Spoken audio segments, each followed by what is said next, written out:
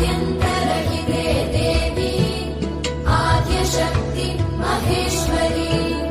योगजे योगसम्भूते महालक्ष्मी नमोऽस्तुते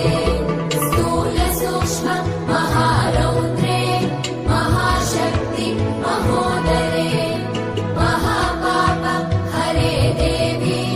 महालक्ष्मी नमोऽस्तुते महादेव्यै च विद्महे विष्णुपत्नी च धीमहि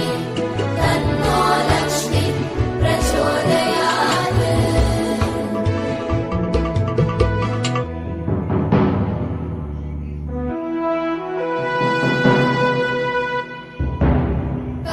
पद्मासनस्थिते देवी परब्रह्मस्वरूपिणी परमेशी जगन्मातः महालक्ष्मी नमोऽस्तुते श्वेताम्बरधरे देवी नानालङ्कारभूषिते